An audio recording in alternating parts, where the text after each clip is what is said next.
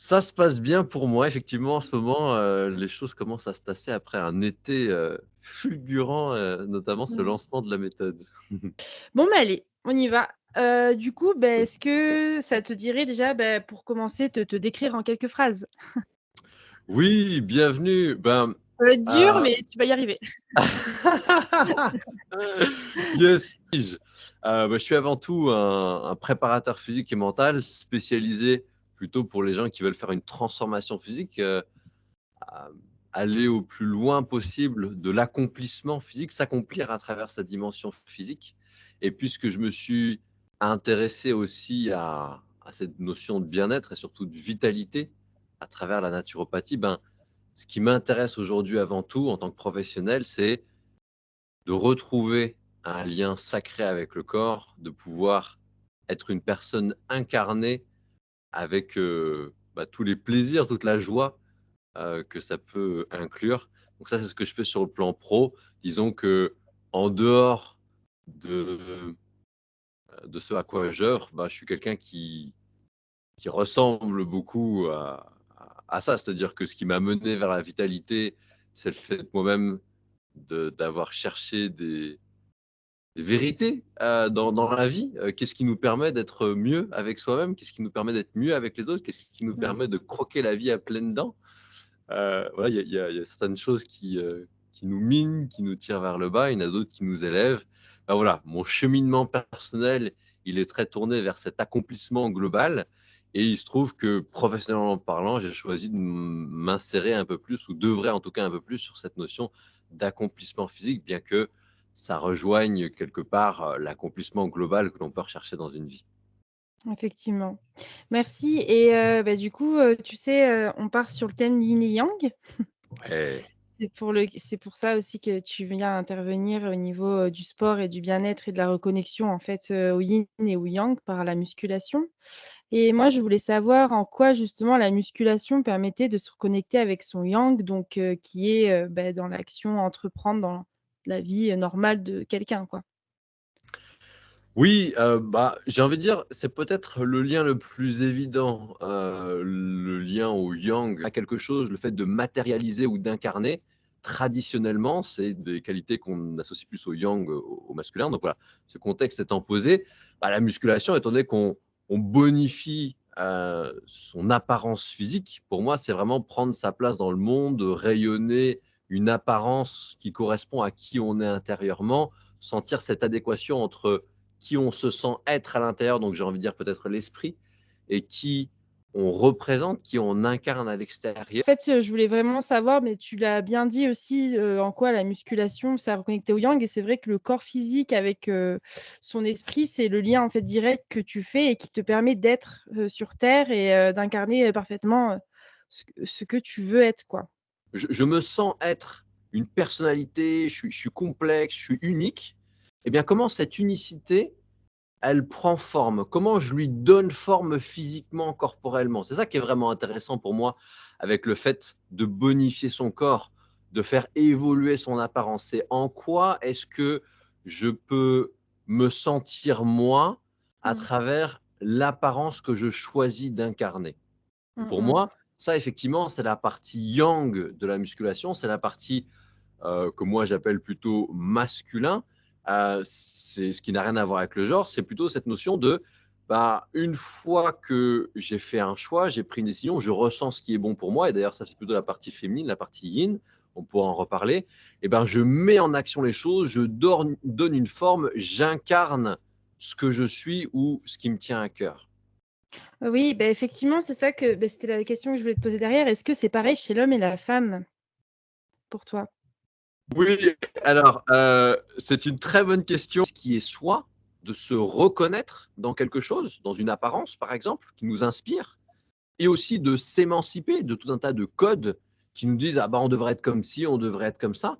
Donc Mmh. une fois que j'ai fait la lumière, une fois que je me connais suffisamment bien pour savoir ce qui est moi et ce qui n'est pas moi, et ça, c'est le yin, ça, c'est le féminin, qui est autant valable pour l'homme que pour la femme. Pourquoi? Parce que c'est la partie sensibilité, c'est la partie connaissance de soi. Ça, c'est ce qui a plus attrait à l'esprit Et dans la tradition, dans les différentes traditions, ben, on considère que c'est plutôt l'énergie féminine, c'est plutôt l'énergie du potentiel qui est par exemple contenu dans une graine et qui peut donner un arbre. Ben voilà, cette information, le code génétique, ce qui n'est pas forcément visible, ce qui est dans le subtil, traditionnellement, dans les différentes traditions du monde, on rattache ça plutôt à un aspect féminin ou l'immatériel, l'esprit, etc.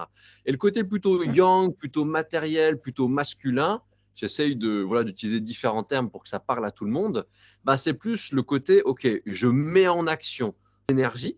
Elles sont présentes chez l'homme et chez la femme, même s'il y a des prédispositions, on le voit bien, les femmes sont plus connectées à leur sensibilité. Je ne dis pas qu'elles n'ont plus de sensibilité, je dis qu'elles sont plus connectées à leur sensibilité que les hommes. En tout cas, c'est ce qui est rendu, je pense, caricatural par notre société moderne aujourd'hui. Tandis que les hommes sont plus dans le mode, bon, bah, on a beaucoup plus dans la définition de l'homme, ce que devrait être un homme aujourd'hui, le côté abnégation, le côté je me coupe de mes ressentis, notamment en musculation, bah, même si j'ai mal, je continue. Ça, ce serait même une dérive. Mais voilà, on peut avoir un côté un peu plus exacerbé selon son sexe, mais les deux qualités, puisqu'elles forment le yin et le yang, c'est une bonne image, puisqu'elles forment les deux polarités de la vie, on les a en nous et heureusement parce qu'on a besoin des deux, on vit grâce aux deux, que ça nous plaise ou non d'ailleurs. Donc, il y a peut-être des chemins différents une fois qu'on quitte cette généralité parce que forcément, si on a une polarité avec laquelle on est un peu moins connecté, ça va être un peu plus intéressant d'aller vers elle et ensuite de la resynchroniser avec sa polarité forte. Pour un homme, par exemple, moi, ce que je fais avec les gens que j'initie à ma méthode, c'est leur donner des techniques de pleine conscience, des techniques de respiration pour redécouvrir tout leur monde intérieur qu'ils ont tendance à avoir complètement oublié ou s'être complètement déconnectés. Et une fois que ils apprennent à se resynchroniser à leur ressenti, qu'ils ressentent ce qui est bon pour eux, qui concrètement retrouvent des sens comme l'instinct, comme l'intuition, eh bien, à ce moment-là, on va réintégrer ça avec le yang, avec le passage à l'action, pour que l'action, elle soit juste. Ouais, c'est beau. Qu'on n'aille pas trop loin dans l'effort et qu'on ne se fasse pas du mal, par exemple. Ça pourrait être une dérive du yang. Et inversement, pour le féminin, une fois qu'on a une bonne sensibilité et que y a potentiellement des tabous comme je suis trop sensible, il ne faudrait pas que je m'écoute, il ne faudrait pas que ceci, il ne faudrait pas que cela. Pareil, on a beaucoup de choses à déconstruire chez la femme parce que la société nous conditionne d'une certaine manière. Une fois qu'on a rééquilibré sa polarité forte et qu'on s'est sensibilisé à sa polarité faible, on les remarie, on fait un mariage des deux et là, on est à son optimum. C'est beau ce que tu dis parce que c'est réellement ça, en fait, ces 2 connexions-là à refaire, que ça soit autant chez l'homme et la femme. Et c'est justement une question que j'avais, les effets, en fait, pervers, du côté yang où là, justement, tu viens à amener ton corps à des points parfois de non-retour, qui peuvent être la blessure, les accidents et cetera. Donc, voilà, en fait, c'est aussi se reconnecter à ça pour éviter, justement, de partir dans ces dérives-là, comme tu disais. Tout à fait. Ce qui me vient à l'esprit de te partager, j'ai souvent un graphique que je présente aux gens parce que dans ce conditionnement de si on n'a pas ce qu'on veut, si on ne réussit pas, on nous a biberonné à l'idée qu'on n'en faisait pas assez ou on ne se donnait pas assez de mal. Je trouve déjà l'expression très parlante, comme quoi il faudrait se donner du mal pour se faire du bien, pour obtenir quelque chose qui est là pour nous faire du bien. C'est un peu antinomique. Oui. Comme, voilà, ça, c'est un peu le mythe pour moi judéo-chrétien. Je parle du dogme, je ne parle pas des religions, parce que dans la tradition, il y a de la religion, il y a des choses qui sont très très bien, donc je referme la parenthèse, mais dans l'aspect très dogmatique et très conditionné de nos sociétés, il y a cette idée que pour atteindre une certaine réussite, et la réussite, ça veut dire quoi? Ça veut dire être heureux, être épanoui, être accompli. On nous fait croire qu'il faudrait souffrir. Donc ça revient à dire, pour se sentir bien, il faut souffrir. Sauf que plus on souffre, plus on s'éloigne du bien-être et on ne va jamais y arriver comme ça. Donc, il y a une courbe qui s'appelle la courbe de performance humaine qui a été établie par 2 chercheurs il y a plus de 100 ans et qui n'a fait qu'être validée, revalidée et revalidée depuis. Elle s'appelle la courbe de performance humaine et c'est Yerkes et Dodson, les 2 chercheurs en question, qui ont établi qu'un être humain, s'il est peu stimulé au début, il ne va pas être très impliqué ou il ne va pas avoir le meilleur de ce qu'il pourrait obtenir dans ce dans quoi il s'est investi. Et puis après, une stimulation optimale, c'est typiquement les gens qui font un métier plus que pour le salaire qui tombe à la fin du mois, par exemple. Ils sont Mmh. réellement intéressés par la tâche, il y a une bonne équipe, etc. Donc là, on arrive à une stimulation optimale. Et puis, ça, c'est la moitié en fait de la totalité de la stimulation qu'on peut exercer sur un être humain. Et si on va au-delà de cette moitié, on a une contre-performance, la courbe elle redescend et jusqu'à arriver à zéro. Et on peut aller jusqu'au point de rupture, qui peut être la blessure sportivement, qui peut être le burn-out au niveau professionnel. Et donc, cette courbe, je la trouve très intéressante parce qu'elle démontre en un instant visuellement que ce grand mythe de en faire toujours plus, et notamment cette dérive du yang, du masculin, qui, soi-disant, passerait en force, chercherait à en faire des montagnes pour arriver à ses fins. Ce fameux dicton, la fin justifie les moyens. Non, ça vole en éclats directement avec cette courbe qui est encore une fois de la science, hein, c'est purement physiologique. Un être humain, si on le sollicite plus que sa moitié de capacité totale, momentanément, c'est un stress très important, mais qui va se résorber. Si c'est plus que momentanément, la personne va accuser de certains contre-coups, de la fatigue, du surménage, jusqu'à arriver encore une fois au point de rupture. Donc voilà, ça c'est un exemple que j'aime bien donner Mmh. parce que c'est peut-être celui qui est le plus d'actualité dans notre société aujourd'hui. Oui et pourquoi tu penses d'ailleurs qu'on en arrive là aujourd'hui? Est-ce que c'est la société, c'est le modèle de consommation qui nous fait venir en fait à ce surplus et à se faire mal en fait pour de vrai et à souffrir quoi, à connaître cette souffrance-là qui est pas nécessaire en fait? Hem, je pense sincèrement ne pas être la bonne personne pour, donner la bonne réponse à cette question parce qu'il y a tellement de facteurs qui Mmh mh. qui rentrent en cause. Moi, j'aime bien avoir une approche systémique, des sujets sur lesquels je m'investis, donc notamment le corps humain. Mmh. Heu, je prends toujours l'être humain dans sa globalité pour proposer des solutions adaptées aux gens et là, en l'occurrence, il faudrait, avoir une réponse qui prend en compte, l'inconscient, collectif, sur l'aspect psychologique, les traditions, comment on appelle ça? La géopolitique aussi, parce qu'il y a de l'ingénierie sociale, il y a plein de choses qui sont à l'œuvre aujourd'hui et moi je trouve que, les gens qui ont une réponse unilatérale à ce genre de choses, ils sont vite diabolisés alors qu'ils ont un très bon élément de réponse, mais c'est peut-être qu'un élément parmi d'autres et c'est un élément du coup qui peut devenir choquant, dérangeant. Donc moi, la meilleure réponse, en tout cas la réponse la plus sincère que je peux apporter, c'est que selon moi, de ce que j'observe, il y a beaucoup de raisons pour lesquelles on en arrive à ces dérives aujourd'hui et je pense que le plus important, c'est peut-être pas de pointer du doigt Mmh mh. les éléments, les causes, on va dire, c'est plutôt de se dire: «Bon, aujourd'hui, on sait qu'on a ces dérives-là. Soyons-en conscients, soyons conscients des impacts que ça a et de l'importance de nous émanciper de ce moule social». Parce que, si on considère que c'est mieux d'avoir une journée très productive au détriment de notre bien-être, de notre équilibre repos, activité, cette balance qui est souvent, qui penche du côté activité et on est en Pas déficit de trop. repos. Mmh. C'est tout simplement à cause de ce conditionnement social. Donc, moi, je pense que le plus important, c'est d'être conscient de la chose et de trouver sa voie à soi pour retrouver son équilibre. Et là, encore une fois, je tiens à nuancer tout ce que je vais dire dans cette interview, parce que moi, j'ai trouvé mon approche dans la relation au corps pour remettre de l'équilibre, remettre du sacré, resacraliser le corps et l'être humain à travers sa dimension corporelle, mais il y a plein d'autres moyens de le faire, quand bien même j'ai une approche, encore une fois, assez holistique.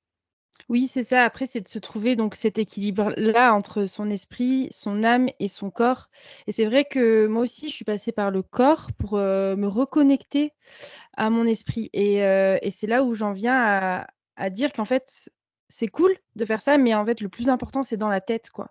C'est de se sentir bien avec qui on est et pour pouvoir après l'extérioriser, sur son physique et c'est ça qu'on oublie souvent dans aujourd'hui, c'est fais de la muscu et tu verras enfin, tu vois, on dit: «Ouais, va faire du sport». Ouais, OK, je fais du sport, mais dans ma tête, ça bouge pas pour autant, quoi. Il y a besoin aussi d'avoir ce travail au fond, de fond et je pense que c'est ça, toi, que tu peux apporter alors dans ce programme? Oui, effectivement. Donc, j'ai eu une petite coupure, quand tu parlais de toi et je pense que c'est peut-être intéressant de revenir à ton histoire, à ton témoignage. Donc, redonne-moi simplement peut-être brièvement ou même avec du texte, ça peut être intéressant pour les gens qui nous écoutent. Voilà, comment toi tu t'es rendu compte que, avoir une approche en surface du corps, ça suffisait pas, il y avait besoin de revenir à la source Mmh. quelque part et qu'en même temps, si j'ai bien compris, bah, une fois que tu es revenu à cette notion plutôt intérieure, là, l'aspect corporel a pris une autre dimension. Dis-moi si c'est bien Mmh. ça et puis peut-être, Oui, c'est ça. voilà, bah, repartage-moi un petit peu peut-être le moment où ça a fait tilt pour toi parce que ça me permettra peut-être de donner des exemples, aux gens Le qui nous écoutent, ça déclic. pourrait être Allez, particulièrement intéressant. Donc fais-nous ton topo et je rebondis après là-dessus. super. En fait, moi, du coup, donc pas mal de crossfit ces dernières années, à fond, des compétitions et cetera. Donc j'étais très contente parce que je me reconnectais vraiment à mon corps et à cette énergie yang qui me permettait d'entreprendre dans la vie au quotidien. Et puis, il y a eu ce jour où, en fait, j'ai eu un accident qui m'a bloquée pendant 1 an et qui aujourd'hui et c'est aujourd'hui encore je me bats en fait, pour récupérer la totalité de mon pied et pour, continuer de faire du sport parce que c'est quand même quelque chose qui est important pour moi. Mais c'est vrai que cet accident-là a été un réel déclic parce que, en fait, du jour au lendemain, tu te retrouves paralysé dans ton lit et tu te dis: «En fait, je suis qui? Je suis plus qu'une personne qui fait du sport. Je suis Angela, j'ai une âme, j'ai une conscience et il faut que je me reconnecte à ça pour survivre aussi et pour, me retrouver». Parce qu'à ce moment-là, en fait, je me suis totalement perdue et j'étais plus connectée avec qui j'étais, mais plus avec ce que je faisais, en fait, vraiment l'action, l'action, l'action qui m'a amenée à ce point de non, retour qui est un accident, quoi. Donc Mmh. voilà et je pense que je suis pas la seule. On va tous, en fait, chercher un petit peu l'extrême, tu vois? Et en fait, on connaît cette souffrance. Après, on arrive à connaître cette souffrance-là et qui est, horrible, en fait. C'est un mot, moi, je souhaite à personne de souffrir autant parce que c'est nul et puis en même temps, c'est pas nul parce que ça m'a permis de progresser, tu vois? Mais c'est vrai que d'aller connaître ces extrêmes-là dans le sport, je trouve ça, désolant et je trouve c'est triste, en fait. Oui, je m'accorde à toi. À vrai dire, la raison pour laquelle moi j'ai choisi de créer cette méthode qui s'appelle les joyeux musculeux, heu, c'est avant tout parce que ce qui m'y a mené, c'est un parcours de galère, Mmh. concrètement, avec notamment une phase de 5 ans, de stagnation, de difficultés, physiques, et bah, forcément ça entraîne des difficultés émotionnelles, psychologiques, à douter de soi et cetera et cetera. Donc aujourd'hui, j'ai envie de dire qu'on a tendance à, nous vendre que le bon côté des choses. Par exemple, à la musculation, si on prend ça, on nous vend des, physiques, modèles et cetera et c'est une bonne chose. Moi, je Mmh. trouve qu'à la base, c'est bien qu'on sache qu'il est possible de faire des choses extraordinaires avec son corps. Mais ne montrer que ça Mmh. va donner le genre de parcours que tu partages là, Mmh. et je pourrais corroborer avec le mien de, bah, on se lance dans quelque chose qui au début porte ses fruits. Tu parlais toi d'avoir développé ta capacité à entreprendre. Effectivement, ça c'est l'une des super qualités du yang, du masculin, de prendre sa place dans le monde, de donner vie à des choses qui n'étaient que des idées au départ, des inspirations. Donc ça, c'est le bon aspect, mais à vouloir trop forcer le trait ou ne voir que ça, Oui. ou être conditionné à ne voir que ça, bah, bien évidemment, quand, ça se passe mal, on est pris au dépourvu, on ne sait pas forcément comment gérer, et puis, bah, on a tendance à forcer Mmh. et donc on a typiquement le parcours que tu as eu avec généralement, il y a toujours un point de rupture qui est la Mmh. blessure ou l'abandon par la démotivation totale et cetera. Mmh. Et la raison même, encore une fois, du coup, de la méthode que j'ai créée, c'est que, ben, moi, j'ai fait suffisamment d'essais-erreurs dans mon parcours, avec aussi le fait d'être allé voir en parallèle de ce parcours chaotique des personnes qui avaient les réponses. Ça s'est pas fait du jour au lendemain, mais progressivement, j'ai de mieux en mieux compris le fonctionnement du corps humain, le fonctionnement, de ce qu'on appelle la composition corporelle, pour parler très concrètement. Donc le taux de masse grasse, le taux de masse musculaire, la densité osseuse, mais aussi des choses plus subtiles qui vont avec ça, comme la vitalité? Est-ce qu'on se dévitalise à faire du crossfit, par exemple, ou de la musculation, parce que, on est dans cette optique dont on parlait tout à l'heure, la fin justifie les moyens, il faut à tout prix que j'arrive à, Mmh. hem et ben, voilà, pour moi, c'est là où il y a besoin d'avoir un garde-fou. C'est là où c'est intéressant, soit d'être suffisamment conscient, comme tu le disais et parfois, il y a besoin, en fait, de faire l'erreur. Il y a besoin de passer par les écueils. En l'occurrence, si je reprends ton exemple, pour qu'à un moment, tu te sois dit: «Ah, bah, en fait, je suis quelqu'un d'autre. Je suis pas juste une personne qui est censée faire des performances dans des compétitions ou gagner, on pourrait parler pour la vie pro, ou gagner tant dans ma vie, puis avoir telle possession, une maison, et cetera. Je prends les caricatures, mais je suis plus que ça et bah, voilà, moi, Mmh. je considère que soit on apprend par essai-erreur et ça peut être très coûteux et parfois, bah, ça débouche sur rien, on tombe dans une impasse et on abandonne. Et c'est là que moi j'interviens aujourd'hui.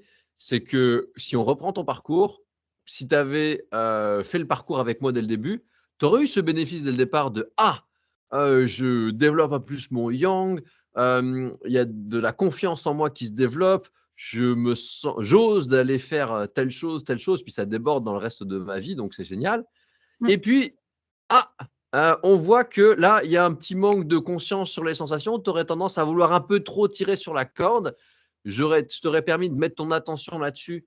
Tu aurais, peut-être développé un peu plus ce côté, yin, écoute de soi, prendre soin de soi, conscience de ce qui se passe et cetera, adéquation au corps et là, tu te serais dit: «Ah! Bah, avant que la corde lâche», tu aurais vu les signes avant-coureurs et tu te serais dit: «Ouh là! Il est important que, je m'arrête, je sens qu'il y a risque d'avoir une blessure et cetera» et en fait, tu aurais pu avoir un parcours qui aurait pas forcément été tout lisse, tout long et tranquille, mais qui n'aurait eu que des petites variations parce qu'elles auraient pu être corrigées et surtout la leçon aurait pu être apprise sans aller dans un extrême. Mmh mh. Heu et quand on n'a pas un allié sur son Mmh. parcours, j'aime bien cette notion d'allié ou de guide ou et cetera parce que dans toutes les histoires qu'on connaît, que ce soit les films qu'on regarde, les livres qu'on lit, la personne qui est le personnage principal, qui est le héros de l'histoire, on va dire, ben, il réussit jamais tout seul. Et ça, c'est un truc, je pense, important à dire dans une société où il faudrait soi-disant que, on arrive à réussir, tout seul, sans aide, sans rien du tout, parce que c'est quand même le modèle qu'on nous donne. Je pense que c'est important de dire que toute personne qui réalise de belles choses, ne serait-ce que pour elle-même avant tout, eh ben, elle le fait pas toute seule. Elle s'entoure bien. Je pense que la capacité de bien s'entourer, c'est l'une de celles qui est le plus sous-estimée aujourd'hui Mmh. et voilà, encore une fois, moi, c'est la raison pour laquelle j'ai choisi de mettre à disposition cette méthode. Non seulement c'est ce dont moi j'aurais rêvé pour éviter tous les écueils que j'ai traversés, mais c'est aussi quand je vois tous les écueils que traversent les personnes autour de moi, je me dis: «Mais il c'est essentiel, c'est primordial que les gens puissent éviter tout ça» parce qu'encore une fois, on paye un premier prix qui est, le prix de l'inconscience, Mmh.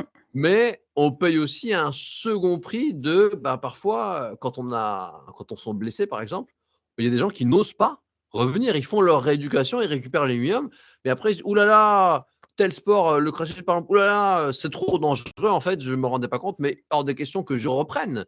Alors que la question n'est pas là, mais la perte de confiance a été tellement importante, Ouais, le retour de flamme a été tellement important que, bah, pour certaines personnes, c'est ça qui se passe, quoi. c'est vrai. Ce dégoût et puis en même temps, ouais, cette arénette, qui est l'esprit qui dit: «Stop» quoi et là, il y a pas enfin, c'est dur de retrouver en fait une envie de retourner quand tu as été déçu quoi, à ce point-là. Ouais. Est-ce que tu aurais un petit témoignage à nous partager, d'un ou 2 de coachés que tu as pu voir sur une évolution? Par exemple, on peut prendre quelqu'un de standard, quelqu'un qui fait de la musculation, à la salle et cetera, qui est très yang et chez qui tu as pu en fait amener un peu de Oui, yin. enregistré donc je peux t'en envoyer. Tu pourrais peut-être l'insérer dans la vidéo Ah ouais, directement trop ou bien. sinon Mmh.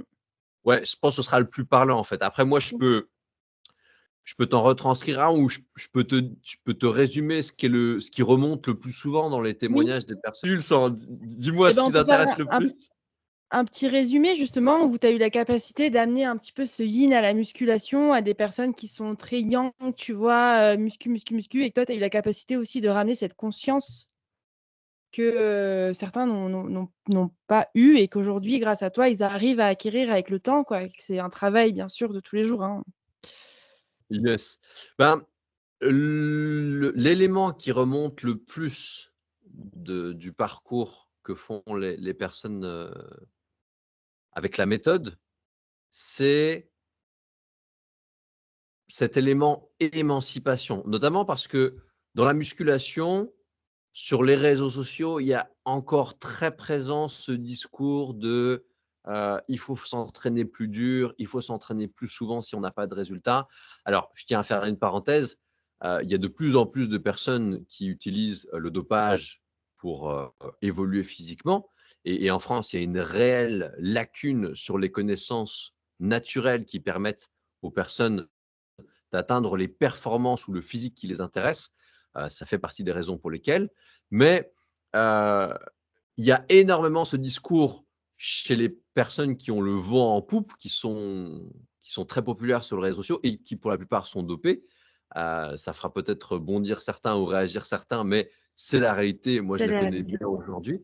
Mmh. Et du coup, ben, pour ces personnes qui, effectivement, ont une physiologie qui fonctionne de manière très différente et où ils peuvent en faire beaucoup plus, c'est un discours qui est validé et du coup, c'est un discours qui est validé entre guillemets par pas les élites, mais en tout cas les personnes qui sont les plus vues, qui font Mmh. le plus d'audimat.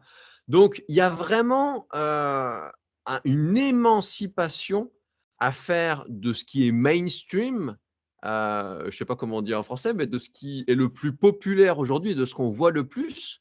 Oui. Parce que tant qu'on ne sort pas de ça, on n'osera pas faire confiance à sa vérité intérieure, à son ressenti, à son instinct, Mmh. qui, eux, passent leur temps à nous dire: «Stop Arthur, stop Angela, tu en fais trop. Attention, tu es en train de tirer sur la corde. Attention, ça va lâcher». Et du coup, soit tout ça, on se coupe de ça parce qu'il y a des enjeux et on veut, remporter les enjeux, on veut sauver la mise, parce qu'il y a des questions d'estime de soi qui se greffent à ça, et cetera. Et par conséquent, ben, c'est souvent très difficile pour les gens de lâcher. Et encore une fois, donc je reviens, après cette petite remise en contexte qui me paraissait nécessaire, Oui. étant donné qu'on commence par là, chez moi, dans la méthode des joyeux musculeux, pour trouver le côté joyeux et même le côté résultat, il faut passer par cette émancipation, il n'y a pas le choix. Oui. Et c'est là qu'on retrouve l'adéquation avec son corps, c'est là qu'on lâche la douleur, c'est là qu'on s'amuse, c'est là qu'on se fait plaisir. Et du coup, bah, c'est là que vient ce côté joyeux et que le corps débloque les résultats parce que s'il met le verrou, c'est bien parce qu'il y a un risque, c'est bien parce qu'il y a quelque chose qui ne va pas. Et donc, encore une fois, ce qui remonte le plus dans mes témoignages, c'est ce point de départ essentiel de émancipation. J'ai une cliente qui m'a dit ça d'une manière très parlante. On pourra peut-être mettre l'extrait. Perdre aussi les 8 kilos durant la sèche. Donc moins de masse grasse, plus de masse musculaire, une vraie recomposition corporelle avec 60 heures de travail par semaine. Tordre le cou à tout ce que l'on voit sur les réseaux et qui devient une vérité de notoriété publique, no pain, no gain, discipline, etc. Donc tordre le cou à ça et confirmer tous les ressentis que j'avais à l'intérieur et auxquels je n'osais pas faire confiance. Au départ, effectivement, j'étais dans un coaching restrictif, dirigiste, dans lequel je n'avais pas de place. Donc ça, moi, je n'ai pas besoin de ça. J'avais besoin de comprendre. Donc je me suis tournée vers toi pour ça, pour comprendre. Donc tu m'as permis de développer des connaissances, tu m'as permis aussi de comprendre l'importance du lien qu'on doit avoir avec son corps et de faire alliance avec le corps. Donc j'ai pu comprendre ça, et en comprenant ça, j'ai pu vraiment réconcilier mon rapport à la nourriture, le lien avec mes ressentis, donc quand est-ce qu'il faut manger, quand est-ce qu'il faut pas manger, qu'est-ce qu'il faut manger aussi, une prise de conscience vraiment importante qu'on a la réponse à l'intérieur de soi. Ensuite, dans les séances d'entraînement, le fait de comprendre que le mieux est l'ennemi du bien au final, c'est-à-dire qu'il faut faire peut-être moins d'exercices, moins d'entraînement, mais de façon plus qualitative, aussi pour se préserver et garantir la récupération. Donc aussi une déculpabilisation vis-à-vis de ça, le combat contre ce no pain, no gain qu'on voit partout et qui peut être vraiment culpabilisant, ce côté de discipline, faut y aller. Voilà, ça, c'est quelque chose que j'ai pu lâcher grâce à cet accompagnement. Et puis, vraiment, pour le coup, des résultats aussi physiques en termes de masse musculaire, mais aussi en termes du coup, de sèche, où j'ai pu effectivement comprendre que pour sécher, le corps avait aussi besoin d'apports nutritionnels. Et encore une fois, je dirais que s'il faut résumer l'accompagnement que j'ai pu avoir avec toi, c'était à la fois, comment dirais-je, tordre le cou à tout ce que l'on voit sur les réseaux et qui devient une vérité de notoriété publique, no pain, no gain, discipline, etc. Donc tordre le cou à ça et confirmer tous les ressentis que j'avais à l'intérieur et auxquels je n'osais pas faire confiance. Donc vraiment, voilà, si je dois résumer, c'est ça. Et tout ça grâce à l'apport de connaissances. Souvent, quand on tombe de haut, c'est la désillusion, c'est difficile à avaler. Ça peut arriver pour certains, mais très souvent, c'est waouh, j'aurais jamais pensé que en faisant confiance à mon corps, en osant faire moins dans mes séances, m'écouter, manger ce que je ressens bon pour moi, etc. Certes, il pourrait y avoir un tel plaisir. Bon, ça, c'est ce que les gens s'attendent le plus, mais de tels résultats, une telle fluidité dans le processus, une telle accélération de la progression, ça, souvent les gens tombent de haut et c'est le deuxième élément qui parfois met un peu plus de temps à venir, mais qui est toujours au rendez-vous parce que voilà, on pourra mettre quelques photos d'avant-après, mais c'est vrai que Ouais. les transformations sont assez fulgurantes comparées à ce que les gens arrivent à faire par eux-mêmes, quoi. Bon, trop bien. C'est chouette. En plus, du coup, le prochain thème, c'est justement, c'est l'estime de soi. Donc, revenir à son amour aussi de soi et aussi des autres. Donc, tu l'as un peu dit à la fin, là, que c'est rigolo de voir que du coup, ça va rebondir plus tard sur l'autre thème, quoi. Yes, yes. Avec grande joie pour potentiellement partager là-dessus. Carrément. Euh, Carrément. C'est hyper riche ce que tu dis, puis au final, ça intéresse tout le monde. C'est juste qu'il y en a, ils sont encore trop inconscients peut-être pour l'entendre, mais qui un jour, ils vont avoir ce déclic et qui se diront: «Là, en fait, ouais, il y a aussi cette reconnexion à l'esprit que je dois prendre en conscience et ramener mon yin aussi dans ce que j'entreprends, quoi». oui, moi, le message peut-être que je peux ajouter à ce que j'ai dit et qui me paraît important de faire passer dans cette interview, Oui. c'est que peut-être repartir de là où j'avais mis une première petite graine au début, c'est de dire que attention, c'est pas en se faisant mal, en se donnant du mal comme on apprend à le faire, qu'on ira mieux. Mmh. Si on se donne du mal, littéralement, si je me donne un paquet de mal, de mal-être, je vais pas faire grossir mon paquet de bien-être. Donc, Mmh. le truc chiant, le truc long, le truc douloureux maintenant et plus tard, quand je me serai sacrifié quelque part, OK, ce sera la récompense, je vais me faire du bien, je vais prendre soin de moi. C'est ce que nous vend la société et très souvent, vu que ça suffit jamais et surtout que ça ne marche pas, c'est pas en se donnant du mal qu'on va mieux, on croit qu'on n'est pas allé assez loin, on l'a pas fait pendant assez longtemps et du coup on continue, on continue, on continue et c'est le hamster qui court dans sa roue, c'est infini. Donc, première chose, important de comprendre que c'est pas en se donnant du mal qu'on ira mieux et que il faut commencer par avoir le raisonnement inverse. Je me fais du bien, je m'offre mieux que ce que j'ai fait hier, que ce que je me suis offert hier, et là, je mets un cercle vertueux qui va aller de mieux en mieux. Ça, je pense, c'est l'élément de conscience de base pour le sport qui est très pratico-pratique. Si ma séance, elle ne s'est pas mieux passée, elle ne m'a pas donné de meilleures sensations, je ne me suis pas plus amusé, je n'ai pas plus progressé aussi, parce que je pense qu'il est important d'aborder l'aspect technique. C'est bien beau de s'amuser, mais si on s'entraîne, c'est pour une raison, c'est pour aller vers quelque chose. Donc, si ce Mmh. quelque chose n'est pas au rendez-vous, ça ne va pas fonctionner. Et c'est là que la combinaison du yin et du yang, c'est là que la combinaison des deux est très intéressante parce que, on l'a vu tout à l'heure, la fin qui justifie les moyens, on enlève le plaisir. Donc, c'est ce que je viens de dire, ça ne peut pas marcher de donner plus de mal pour aller vers plus de bien. Et en même temps, si je fais que du bien sans sens, sans une direction, sans avancer vers quelque chose qui fait sens pour moi, le plaisir va finir par devenir superflu.